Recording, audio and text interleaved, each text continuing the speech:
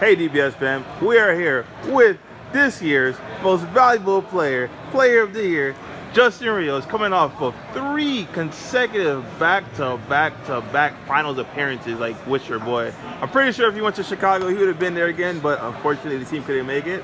But he came today. Shout out with SurgeKu, a new, different take on the variant.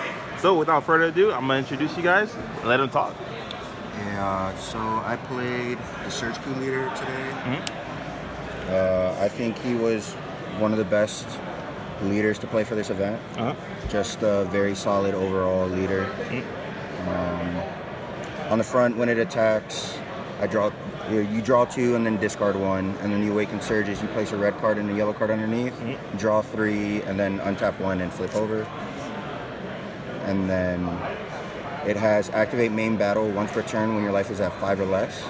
You can either, I'm not sure what the order was, but you can choose all of your opponent's battle cards, ignoring barrier, and negate their skills for the duration of the turn. And the second line, you can gain plus 10 and crit, and it's for the duration of the turn, so it could be defense too. Exactly. To start off the deck, a lot of people are saying Draft Box 4 is like ruining DBS, and I'm not sure how my take is on it, but because you got the cards. Oh, you got play sets. Yeah, I'm playing a play set of all the Draft Box 4 cards. Yeah. They're all insane. You want to make sure you have a turn 2 play, so I maxed out on these. And then before I was playing 3 Vegetas, but I'm playing a different take on it because I am splashing the Gogeta. This is a 19k Vegeta. The Vegeta is insane by itself. Instead of playing Overrealm and 2 other cards, I decided to play 2 matching 19ks with the Vegeta. You see it here first, folks. They're also yellow cards, so like for a rival or if you need to awaken. And then Gogeta is another source of untapped blue that you don't need to charge Beam with. So the games you're not Gogeta 7ing, you can just charge this as energy. Okay. All right, real quick, before you put the other ones away, I know Juan and I and the guys were talking about it earlier. Tell me if you agree with me or you disagree with me. I think the most expensive cards in the draft box should be in this order: 1, 2, and 3. What do you think? The order of most expensive. What do you think it should be? 1, not 2, what it is. 3? Yes. What I think. Depending on value, like the essential need for the deck. Or gives you the most value. A lot of things go into take, but like if you wanted to put it in a vacuum, this should be first because it's not leader based, so it's just generic. And then again, like it's also like based on like it's meta dependent because like your leader's yellow, your leader's red. So I mean these should be close to each other. I'm not sure which is the second, third. Like if you ignore if your leader's yellow or your leader's red. Yeah, if they were just all generic, how would you rate it? If they were just all generic, I'd actually probably say the Ape is the Ape? Okay. Yeah. This being 3 mana, this being 2 mana. Like they both do a lot, but this does I think a bit more at a better rate. Okay. So you liked everything at 4 at max out, right? Yeah. Okay.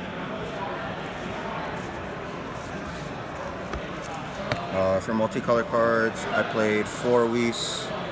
This is a card you want to keep in your opening hand. Okay. It's just good, especially when you're a tricolor deck. Yes, sir. 4 Beerus, 3 SS4. This, when you awaken, is insane. Like, if your opponent's leader is tapped, you don't have to necessarily pop a battle card. You can lock their leader, attack a battle card, or attack them, and then you can awaken Surge into this. And then I played this Secret Rare, the Baby Janemba. I think, for the moment, this is the best Secret Rare for the deck. So that's why I played it. All right, question. Do you like that over the Super Baby 2? So I know a lot of times, like, people play this, but I look at it, those games you played this. I think the problem is that when, like, this card is a bit better against Topo. Okay.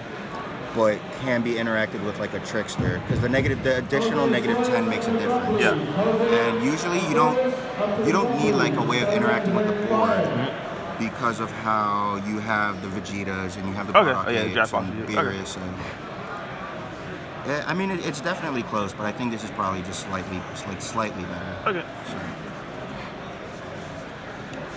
I played 4 yellow super combos because the deck is predominantly red when you're talking in terms of 5Ks.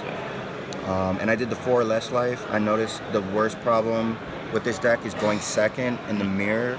If they Bardock on turn 2, you can't really out combo, or if they Bardock on turn 2, you can't really out combo the first attack and then the Bardock. So that's already taking you to 5 life. And then you can't really set up 5 sparking by turn 2 profitably. So I thought that these were going to be the better super combos, and I'd still play these moving forward. Okay. So, for the 3 ofs, they all have like their role in the deck, I guess. They're all insane. Ooh, nice. Trickster, Broly, and Topo.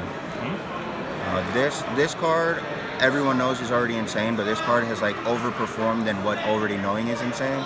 So like this should probably just be a 4 of. Just like what would you cut for that? Between Trickster and something else? Yeah, it could. All right, we'll talk about it. It could maybe change like the Gogeta variant, but okay. Did the Gogeta variant win you games today, or is it just like a lot of the matchups I played against, it's really intended for the mirror when you're both not aggroing each other, you're both like kind of topoing each other. You see to seize the opportunity, go G7. Yeah, but I only played against one SurgeKu deck throughout the entire tournament, which was crazy, but that's what happened. And yeah, like I played against a bunch of baby decks and a bunch of green-red Broly decks, and against those decks, you don't want to go G7. Yeah. Okay. So. And then I played 2 Kai. Being able to choose up 2 is better than double strike, and then it's 2 mana instead of 3, worst case scenario. So. And then the remaining blue cards, the 3 Deadly Poison. This is your best source of energy because it provides yellow as well, so you can Beerus. And 4 being the reason of Splash Blue. Okay. So. Want to bust the side deck open real quick? Yeah.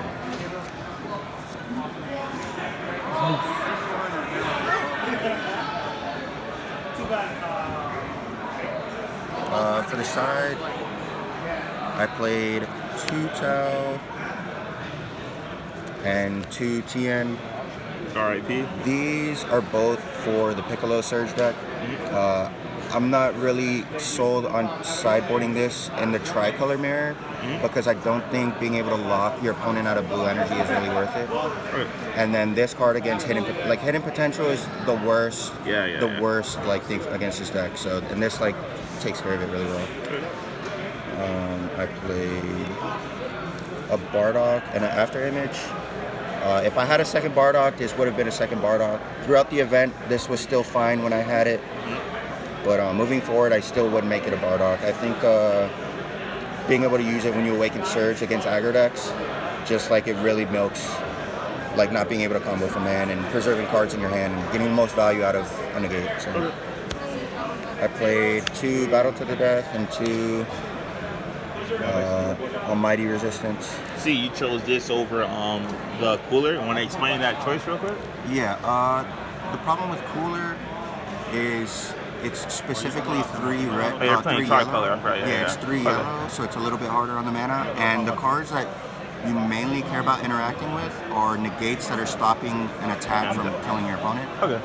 So that's what, like these would also, like I transitioned into pure red yellow when I play against Piccolo. Okay. So these are all good against Piccolo. So. Okay. I played 2 Denial of Hope. This was also when I transitioned into the red yellow deck, and I played and I play it like pending if I go first or second against certain matchups. And I played 2 Super Baby. There we go. This card's very good. Yeah. I love that card. Like, I'm not saying it's not good. Yeah, I love that card, bro. Being able to negate your opponent's leader skills, so like maybe for the mirror, but it's mainly for Hatchiak and you clear your board and just swing infinite guys. Yeah. It's freaking busted, dude. And then and against Hatchiak, you usually want to, since they don't pressure you like turns 1 through 3. Yeah. You want to be able to play this on turn 5, and then awaken, or like turn 6. It has to be turn 6 to have 2 mana. Yeah. So you play this turn 6. You awaken, you attack with leader, then negate, you do this, and then it's bad, it's over. So. And then I played 1 Overwhelm, and it's for the food, and it's for the Hatchiak matchup again. Okay. So. Cool. Any shout outs you want to get before we go? Yeah, I want to shout out to, I've been saying this since day 1. Yeah. I think the best team in the game, Team F.O.E. Yeah.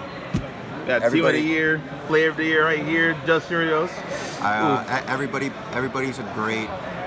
Like everybody puts in their 10 cents, and everyone's cool with each other, and we continue to do very well. So shout out F.O.E. I want to shout out Eddie, of course, for doing the video and being an amazing sponsor. I want to shout out Juan. He lent me some cards. One boy. I want to shout out Jamie. He's Flying in this from the weekend. DR, bro. Okay, I see you, man. And yeah. All right, bro. Appreciate you, man.